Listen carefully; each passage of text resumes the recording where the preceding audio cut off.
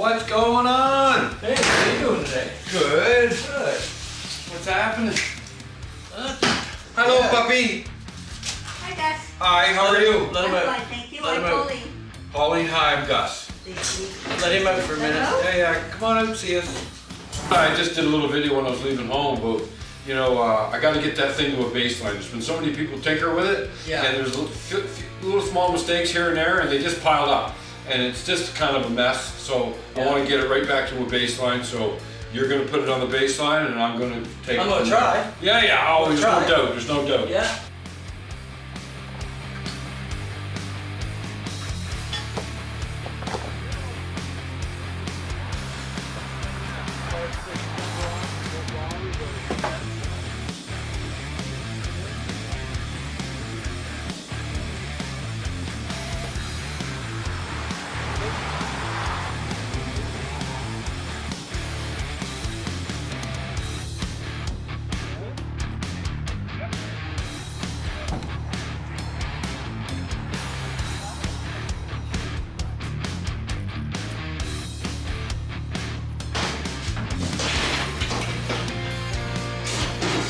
So yeah, she's a cool little rig. It is.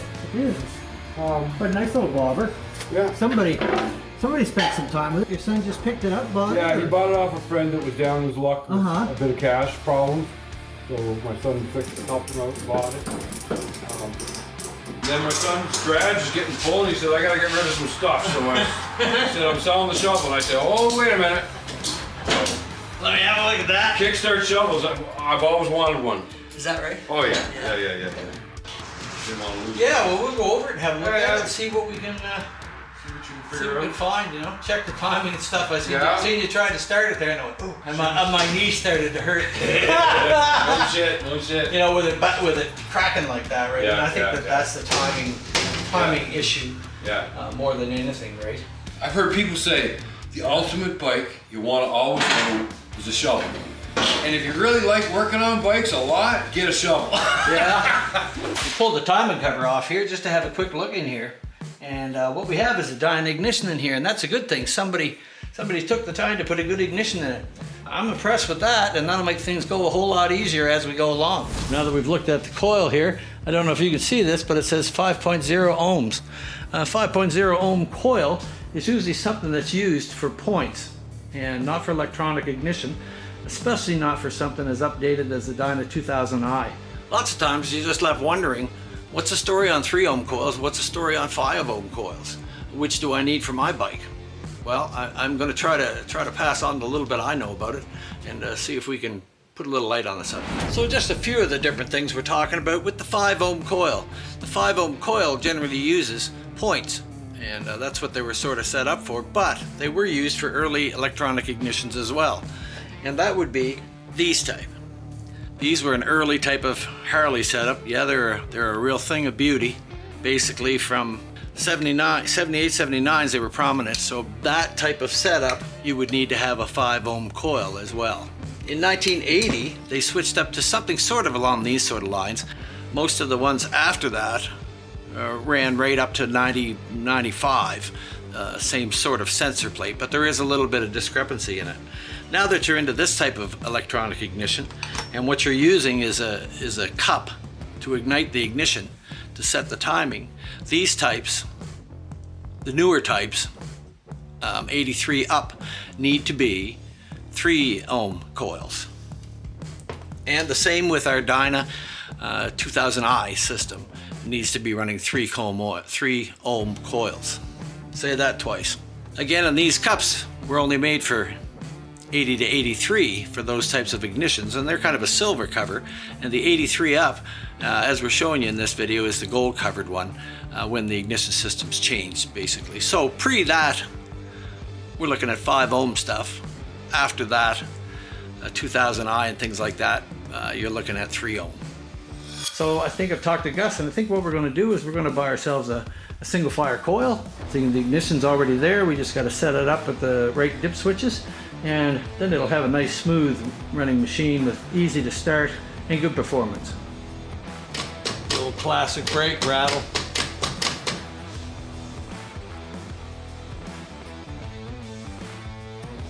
Today we got this pretty little shovel here that we're working on, and Gus, a fellow YouTuber, had just acquired it. It needed some looking over, and he's not quite familiar so much with the shovel head, so he's asked me to have a look and check out some things on it. So today we're going to kind of check things over, see what we can find out and what we can't find out about it, and we'll take it from there. When he initially tried to fire it up and stuff, it seemed to be coughing out the carburetor, large flames and stuff. It just didn't seem to want to run at all, and had a few other small problems. We're going to try and check them out. So let's get at it. Today we're going to start by taking the plugs out and seeing where the timing is set at and such on this. So let's have a look.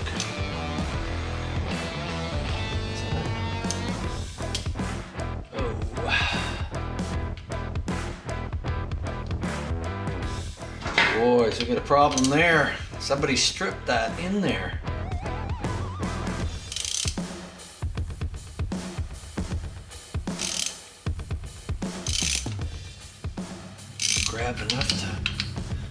Grab enough to just lightly try to.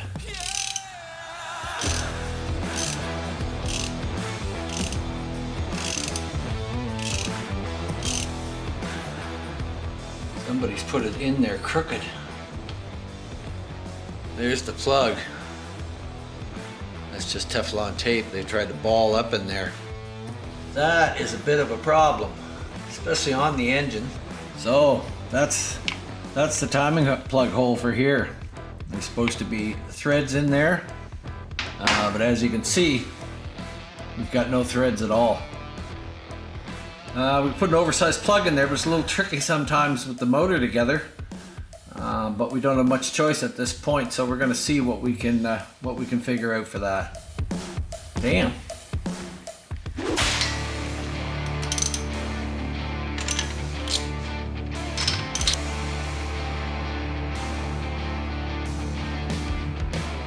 Now we're going to have to see what we can do about having a look and seeing where the timing's at. I should be able to turn it over with the kicker.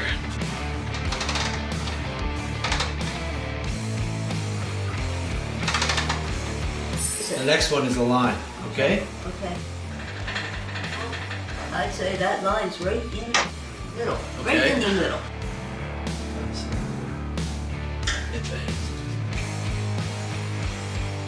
I'm just going to bump it, okay?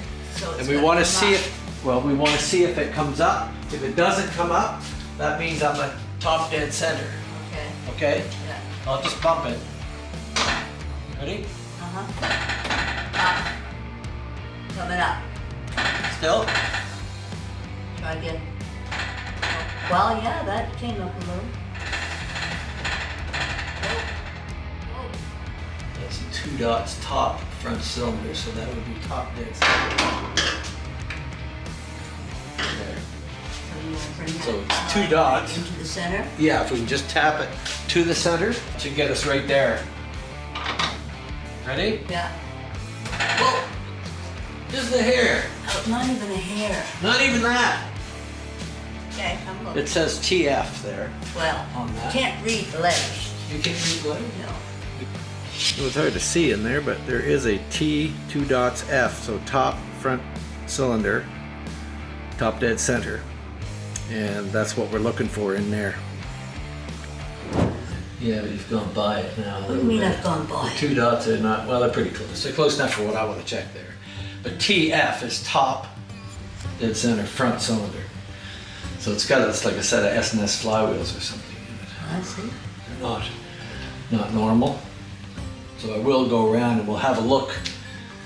Just not right now. I'll get you out later, and Yeah. I'll have a look at those flywheels and see what it says they are. Usually you can read the letters on it.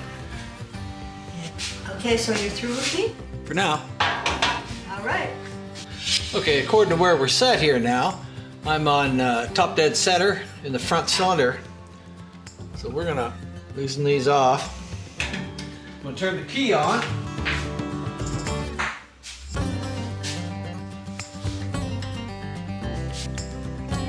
Now this is supposed to turn off just when I move this way. So if I just touch it backwards, moving it back here, there, and we just want it to go out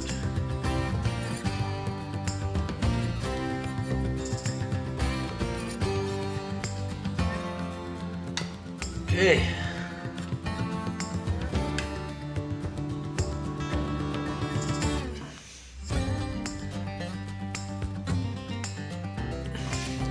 So we know that that is set proper now.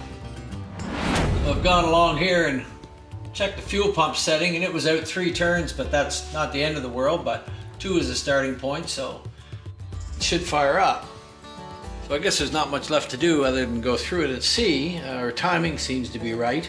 I'm going to check our push rod tubes and just see what they look like as a quick observation, and then we'll see if we can flash it up. So what we're going to try to do, we're just going to move this oil pressure gauge out so I can get at this big fitting back in here, and we're going to try to see if we get enough room to put a stock style hose off of it and kind of bring that back to normal. I feel it's a little bit restricted there. So that's our next step. Now, use an adjustable, but wiggle it around to try to get it as tight as you can get it on that.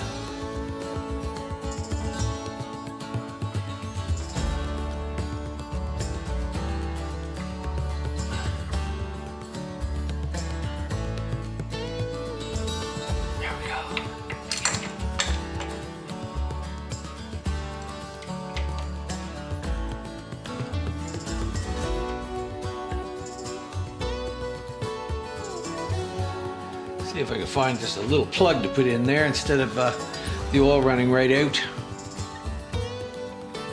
There. We'll clean the end of this up before we put it back in. What we have a problem with is this brass fitting down here. We want to get it off. To get that line off, it doesn't seem to want to move, and I can't get the line off of it. It's some sort of junction. If I put a wrench on it there,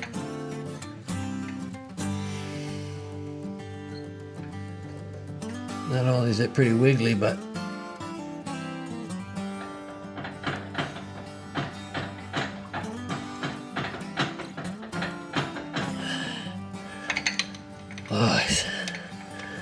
that's metric something on top of that.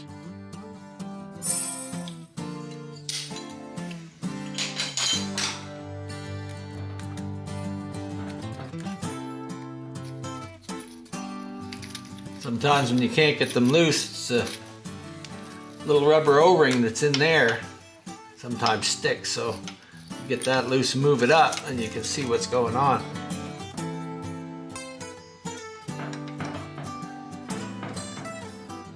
Wow.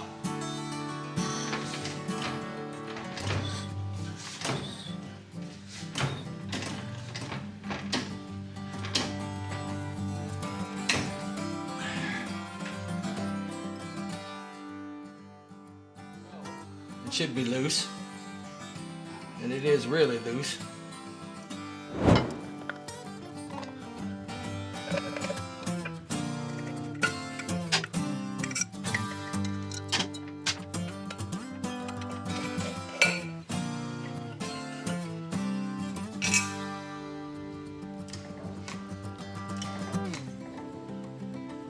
Okay, the fuel pump now. Just rolling over by hand.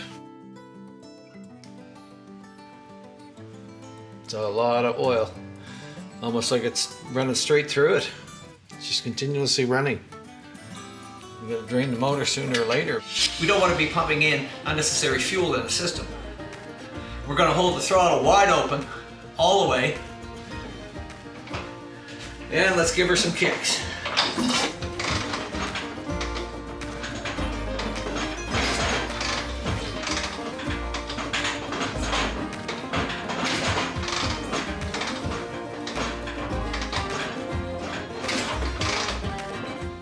Really showing about 90 pounds there.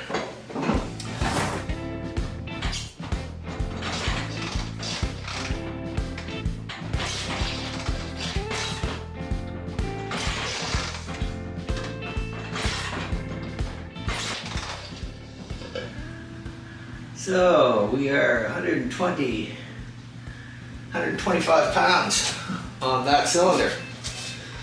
So now that we've redone the rear cylinder here, or the front cylinder, we had a problem with the gauge, and I wasn't getting what appeared to be a true reading. It seemed like once it came up to compression, it would bleed off a little bit. So it turned out it was a little fitting right down on the end, so we took that out and we've put a new hose clamp in there.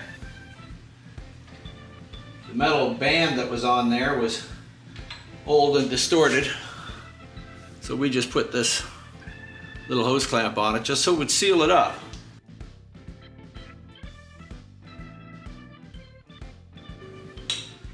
Set that up there so we can see it. And we'll try it again. Throttle wide open.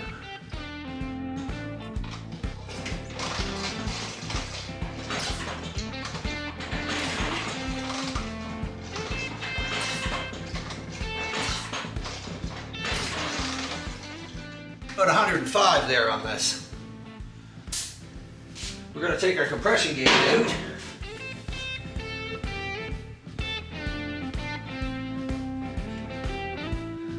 Yeah. So now we're going to spray a little bit in the cylinders in here. And we don't want to saturate it, but we do want to make sure. I put about 6 shots in there. I'm going to do the same in here. Then we'll roll it through.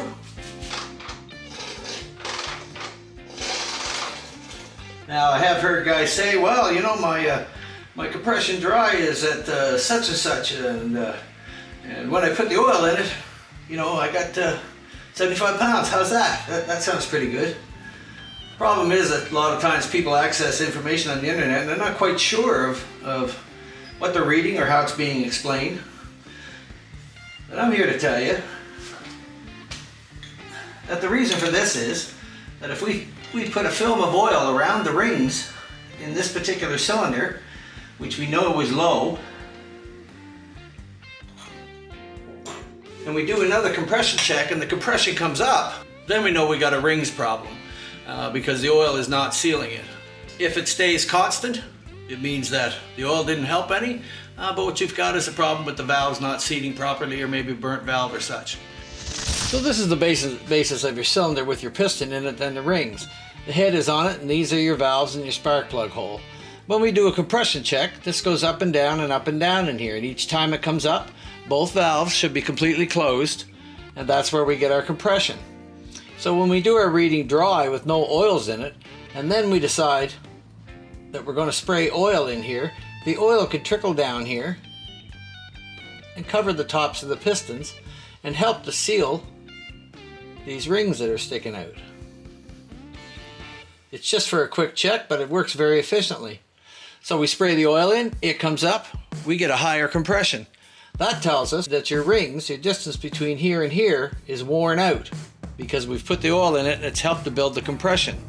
Should we have done that, come down, came up with it like this, and nothing changed, we know everything is good. If we did the dry test and it leaked, and if we did the wet test and it leaked as well, that would tell you that your valves are leaking by.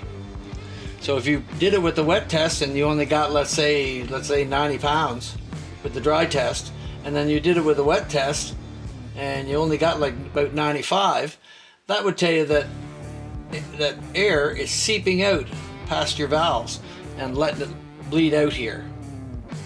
So if you've got no change,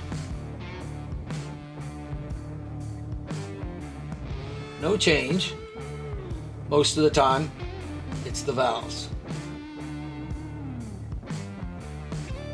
Okay? If the comp goes up, then it's rings. So it's a quickie way to try and figure out what's going on with your motor, and just a quick down and dirty compression check to give you somewhere to shoot for. So let's just kick it over and see.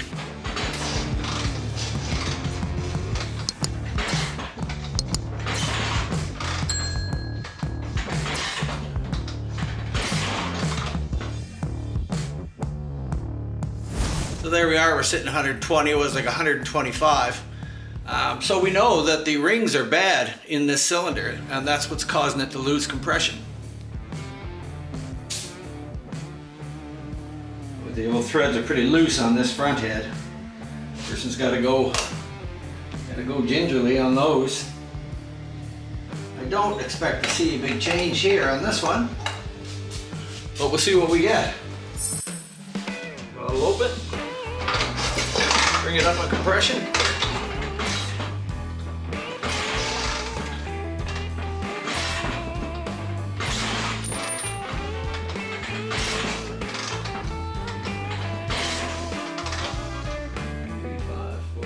About 135.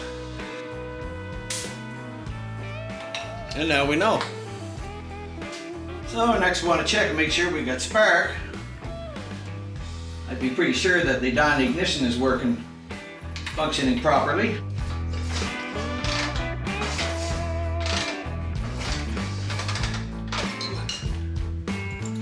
Much out of there. That should be big blue fat spark out of there. And I've gapped the plugs, so I know they're proper.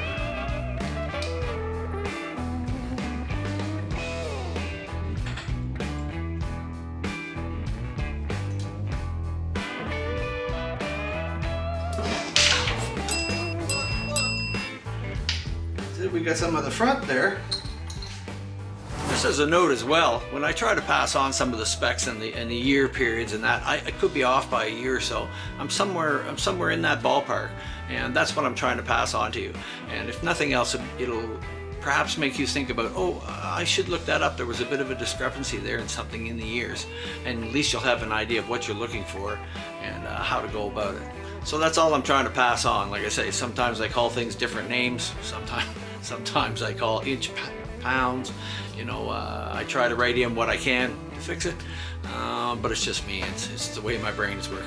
All right.